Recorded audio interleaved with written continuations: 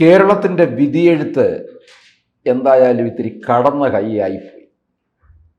പിണറായി വിജയൻ അല്ലെങ്കിൽ പിണറായി വിജയനും കൂട്ടരും ഒന്നും ഒരിക്കലും ഇത്രയും കണക്ക് കൂട്ടിയില്ല.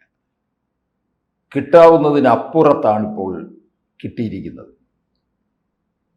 പിണറായി വിജയൻ തന്നെ തൻ്റെ മണ്ഡലത്തിൽ വളരെ പിന്നിലേക്ക് പോയി എന്നുള്ളതാണ്.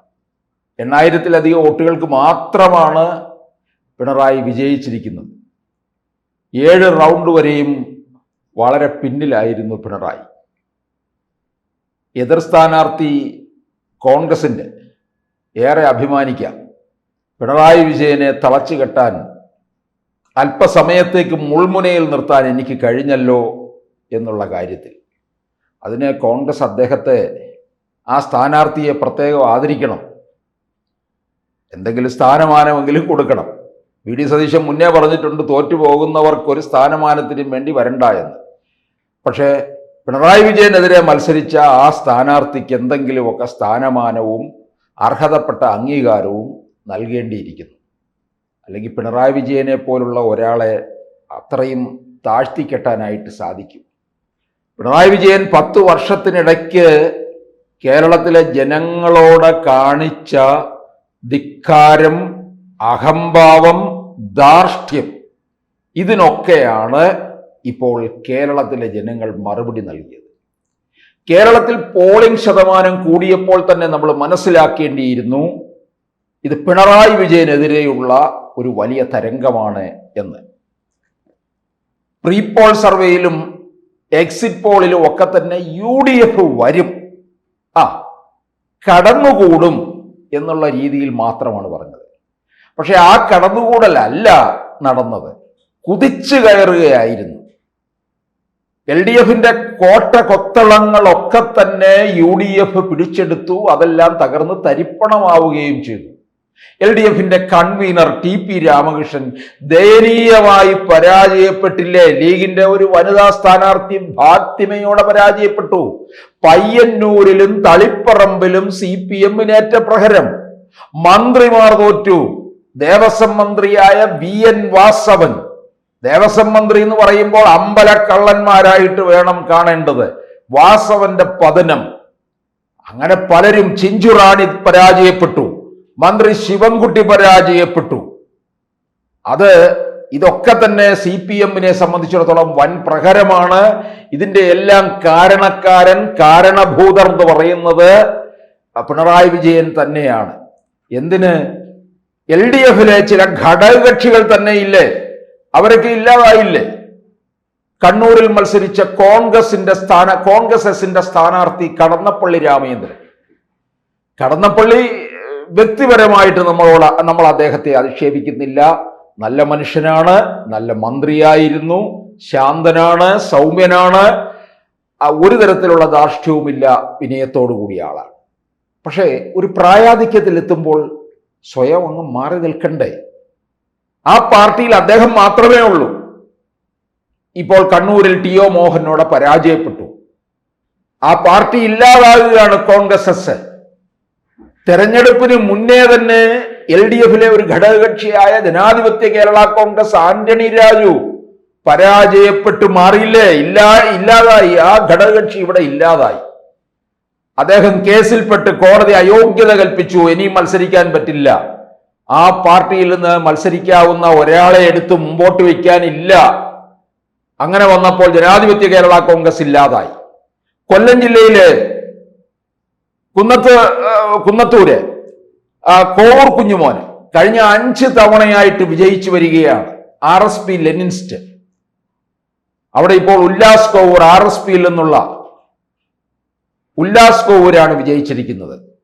അപ്പോൾ കോവൂർ കുഞ്ഞുമോന്റെ ഘടകകക്ഷി പാർട്ടി ഇല്ലാതായി. കോവൂർ കുഞ്ഞുമോനെ അങ്ങനെ അങ്ങോട്ട് അടുപ്പിച്ച് നിർത്തിയിട്ടില്ല പിണറായി വിജയൻ. സിറ്റ് ഔട്ടിൽ ഇരുത്തിയിരിക്കേ ഉള്ളൂ, വീട്ടിനകത്തേക്ക് കയറ്റാൻ കൊള്ളത്തില്ല എന്നുള്ള രീതിയിൽ.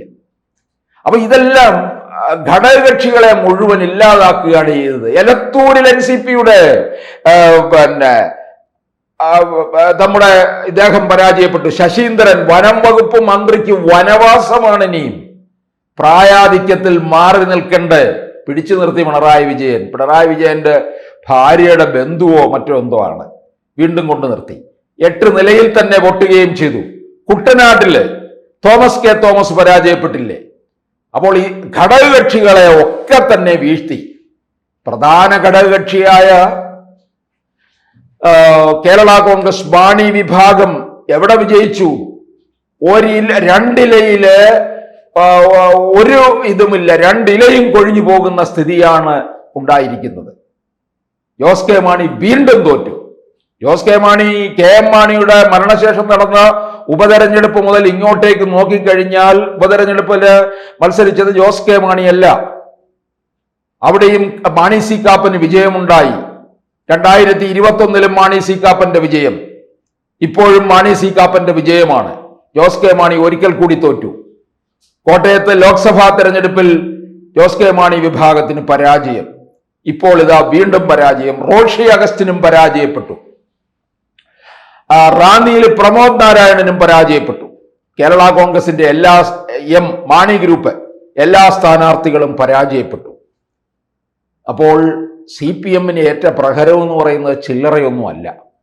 ഘടകകക്ഷികളുടെ മൂടോടെ പറിച്ച് എറിയുന്ന തരത്തിലുള്ള പരാജയത്തിലേക്കാണ് മാറിയത്.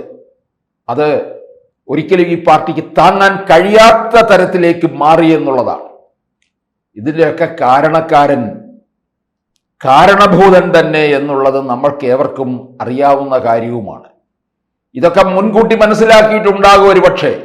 നോക്കി 18 അടവും പഠിച്ച 18 അടവും ഇക്കുറി വിജയിച്ച് വീണ്ടും 3ാം വട്ടവും അധികാരത്തിൽ വരുമെന്നുള്ളത്.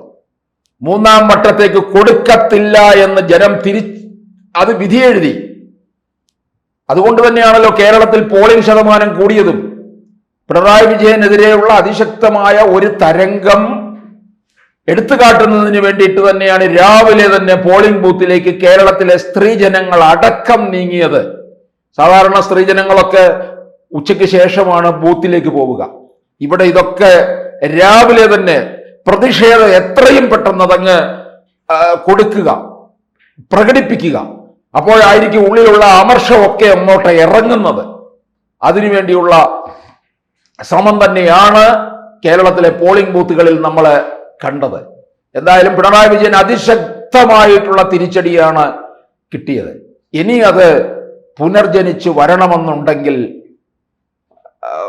നമുക്ക് കാത്തിരുന്ന് കാണേണ്ട കാര്യമാണ്. അത്തരത്തിലുള്ള ഒരു പുനർജനനം ഉണ്ടാകുമെന്നും തോന്നുന്നില്ല എന്നുള്ളത് നമുക്ക് കൃത്യമായി പറയാൻ കഴിയും. NDA മുന്നണി 3 സീറ്റിലേക്ക് വിജയം നേടുകയും ചെയ്തു. അതും ഒരു തിളക്കമാർന്ന നേട്ടം തന്നെയാണ്. 2016 വിരിയിച്ച നിയമം അത് തിരിച്ചു പിടിക്കാൻ കഴിഞ്ഞു. ചാത്തന്നൂരിൽ കഴിഞ്ഞ 2-3 തവണയായിട്ട് വിജയത്തോടടുത്ത് നിൽക്കുന്ന ചാത്തന്നൂര് കഴക്കൂട്ടത്തും വിജയമുണ്ടാക്കിയെടുക്കാനായിട്ട് സാധിച്ചു എന്നുള്ളതാണ്. എന്തായാലും പിണറായി വിജയനും സംഘത്തിൻ്റെയും ഒരു അർമാദിക്കൽ കഴിഞ്ഞു എന്നുള്ളതാണ് ഇപ്പോൾ നമുക്കറിയാൻ കഴിയുന്നത്. കൂടുതൽ വാർത്തകളും വിശേഷങ്ങളും നിങ്ങളിലേക്ക് എത്താൻ ABC മലയാളം സബ്സ്ക്രൈബ് ചെയ്യുക, ബെൽബട്ടനും അമർത്തുക.